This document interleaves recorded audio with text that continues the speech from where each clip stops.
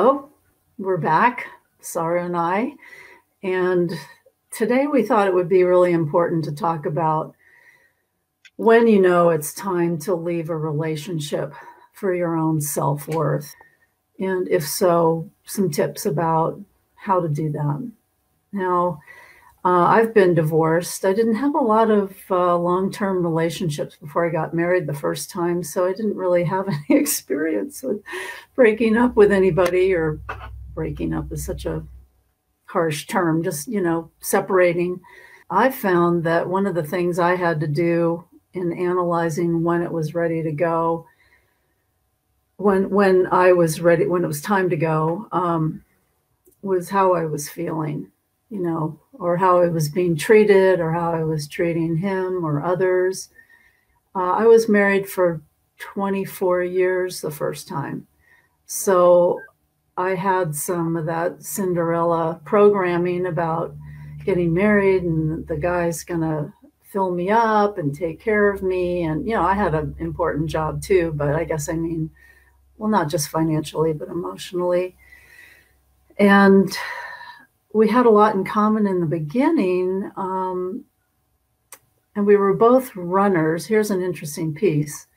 And when we both got injured at the same time, you know how you can run off your frustrations and so forth. Both being injured, it's sort of just all our frustrations started to percolate up, and we were nitpicking at each other. And it was a long time in the same pattern starting to develop. The closeness started to go away. I started to feel unheard, and I was no better. I didn't listen to him any, because we were young when we got married. Feeling like there's more, like I couldn't express myself fully. I wanted to go into personal development, Sara, and he didn't have any interest in that. So that was a sort of a divide happening. The feelings that come up are a good way to identify, how you're doing. What would you say, Sara? Well, I definitely agree with that. I mean, I think relationships are a big part of our lives, aren't they? Like a massive, huge part. So we have to kind of be more intentional about the kind of relationships that we want in our life. And you either have empowering ones, relationships which push you forward and support you, love you, encourage you, or relationships which do the opposite. So it's important for you to identify what your relationship is doing, right now for you, for your life, for your self-esteem. Good point. But, in terms of kind of relationships and compatibility, like having the same values is quite important. As you say, you started to value personal development and you started to look into it, and, your partner just wasn't interested. So it's kind of, before you kind of enter a relationship, it's good to kind of know what your standards are, and what kind of things you want from a relationship. There's actually something interesting I read actually with Tony Robbins. I think I talk about him a lot, but he's a good one. He says that you should know your standards before getting into a relationship, because what would happen is your feelings for that person would then kind of override your standard. If you weren't clear on what you wanted, you would kind of ignore the kind of things you want because you then focus more on your feelings. Person, and you know what I mean? We're focusing more on our feelings rather than what we deserve. Sometimes our feelings can cloud what we deserve a little bit from a partner. So it's definitely important to kind of analyze your relationship and kind of see, am I happy? And it doesn't mean to say you have to be happy all the time. I mean, you've been in a long marriage now and you're in your second one, and it's not going to be happy and rainbows and hearts all the time. But definitely see if your relationship bringing you more pain than it's bringing you love, and use that as a starting point, That's really good. Yeah. How are you being treated? How are you treating your partner? The patterns that are coming out. I mean, no relationship is the perfect one. I think we're kind of brought together to sort of push each other into more soul growth, in my opinion. Yeah. And I think a great skill to develop is how to communicate. And there are lots of courses online about how to communicate, but one I really love is he used to be an international mediator, Marshall Rosenberg, out of San Francisco. And his model is called nonviolent communication. And he would go all over the world and help people, groups of people in conflict, get their emotions out in a healthy way, and then start to see what they had in common.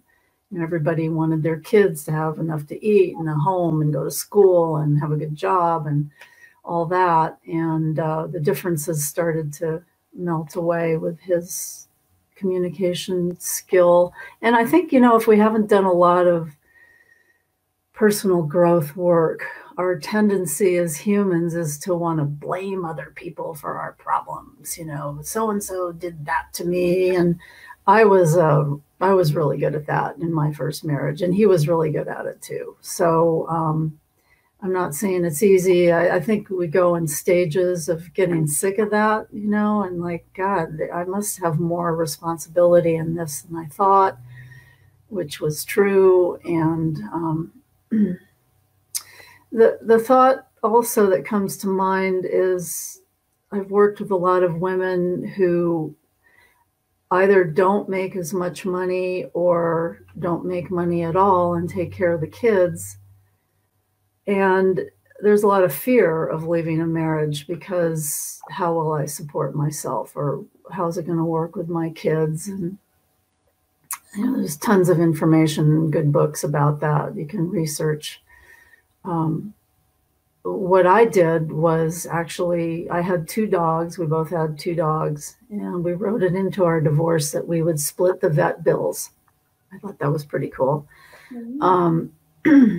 But I had one friend who had 3 dogs, and I'd been going on walks with her and her dogs, and I thought for sure that she would be someone I could spend a few weeks with. And she actually said no. I was pretty shocked by that. I mean, not even a couple of weeks. I'm not even sure what her reasoning was, but that was the one person I could draw on locally. I had a lot of friends internationally, but someone I could count on locally, and she didn't do it. So that was scary for sure. But I went on Craigslist, and I did a few searches on little cottages. I dreamt up this where I would feel safe place, and it was a little cottage next to a little stream. And the landlady was an English gardener, Sara, and she just had flowers everywhere. It was perfect. And I did it. But the fear can hold us back for sure. Yeah, it can. And the 2 driving forces behind our behaviours is every choice we make in life, we're either trying to avoid pain or gain pleasure. Now, it's our survival instinct to want to avoid more pain at all costs. So if you're in a relationship you're not happy in right now, you will only ever leave that relationship when you attach more pain to stay in and less pain to leave in. So it's important to identify what stage you're at and what is actually keeping you there. And fear does keep a lot of women and men in just relationships where they're not happy and they shouldn't be in. Mm-hmm. But we have to just have a lot of courage really to go for and strive toward, even though the unknown's scary. If it's going to bring you so much more happiness, it's worth going for. Yeah. Various things that we have to do in life bring you the most peace and happiness in the end. So yeah, getting honest with yourself and your partner about where your relationship is right now, and communicating like you're saying, both coming to an agreement and saying, okay, is this relationship going to work? How can we both contribute to it working, or is it not going to work? And then what do we do? I think communication's a big thing. Huge, isn't it? Yeah, and also being vulnerable, being vulnerable with your partner, and I think there's a lot of power in vulnerability, even though it's scary. True. It's scary. I think it's, you know, really important. And yeah, it's a difficult situation, isn't it, to be in when you're in a relationship, you're not happy, and then you just don't know what to do or how to move forward. Well, thank God for the internet. I mean, I haven't had this experience, but many of the women I've worked with are or have been in violent relationships. And, you know, how do they get out of that?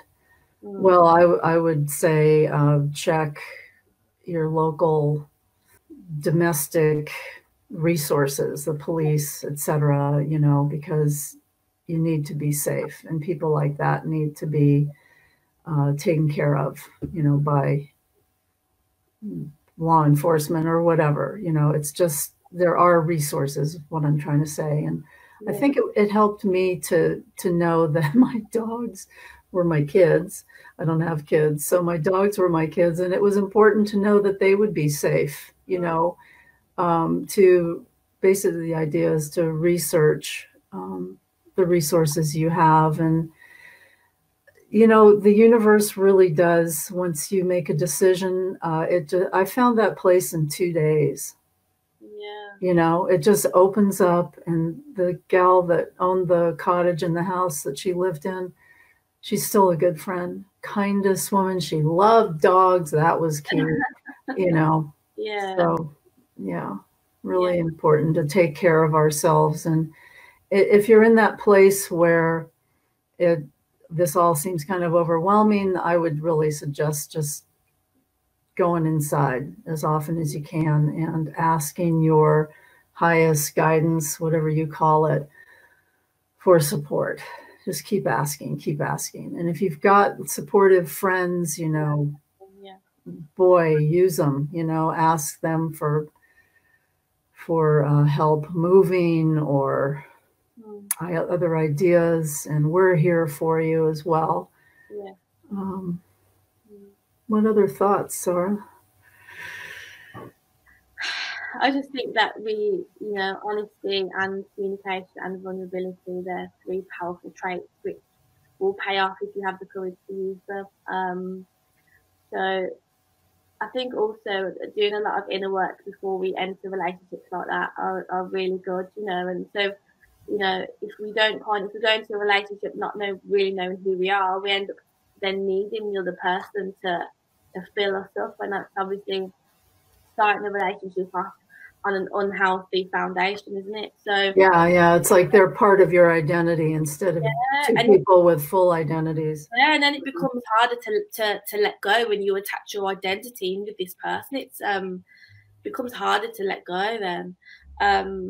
But I think, you know, work on your personal development, work on your self-esteem, you know, because self-esteem is personal development. It's growing and evolving. So is. You know, and I think we associate personal development as something which we don't really want to put effort into, because life's hard enough. We already work hard to pay the bills, to make sure our family's okay, to you know, to be happy. And we see personal development as more work. But what we need to understand is that when you work on yourself from the inside out, everything around you changes.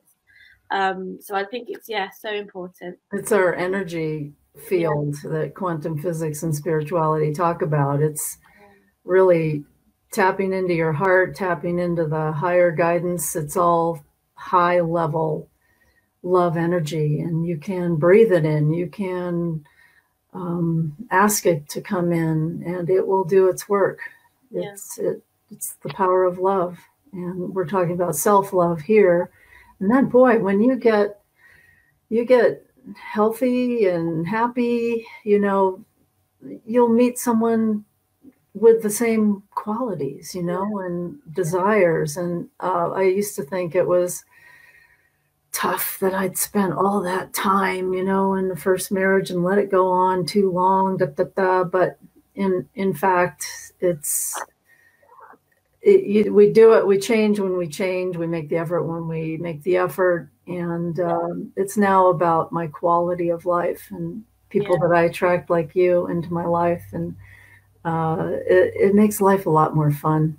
Yeah, I agree. And fulfilling. I agree. And that's what we all want, isn't it, at the end? Yeah. happiness, peace, and to be fulfilled. Yeah. Yeah, exactly. And Sara's got an amazing course coming up this weekend in England. And it's full, but I'm thrilled for you and thank you. All the good information you're going to bring for those women. So congratulations, my friend. Thank you. I'm so excited. Thank you.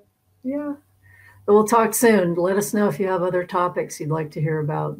Yep. And we'd be happy to provide them. We'll see you next time. Bye.